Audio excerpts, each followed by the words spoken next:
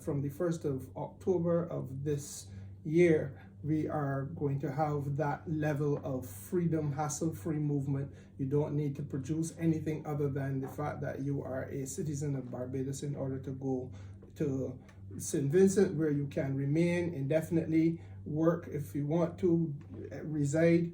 That is your right to know in CARICOM. And so I want us, for the sake of those persons, for the next few minutes in Barbados who may need a simple understanding of what freedom of movement is, in order for them to move from where they're at now and get an understanding as to where we are going with this freedom of movement. Okay. A few other questions will follow with respect to that, but I just want us to have a clear understanding. What is freedom of movement? Well, essentially it is about people moving now hassle-free without any restriction, irrespective of where you come from, within those CARICOM countries that have now committed to taking that final step. So that in the case of the 4 who've now committed, we have Barbados, we have St. Vincent and the Grenadines, we have Belize, and we have Dominica. And we have come to a point now where there has successfully been an implementation of the free movement regime, and it allows for Barbadians not just to move, but to move and invest, to move and work, to move and be able to expand the business that they do or the ambitions that they have.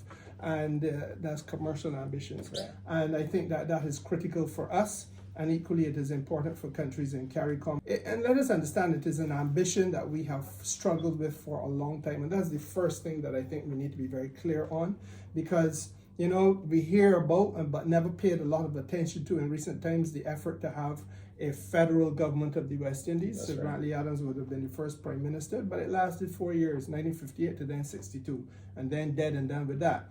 But there was still an ambition undercurrent in the Caribbean community that we continue to strive to achieve.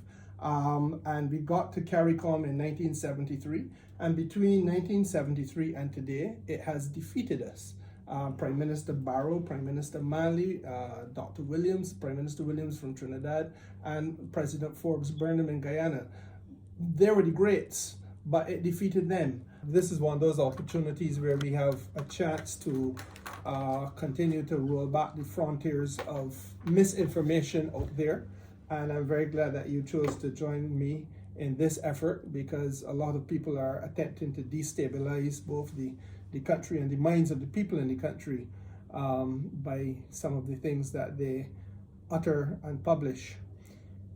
Well, to be honest with you, Minister, I have been following a lot of what has been said by some of the commentators, especially across the radio waves, etc.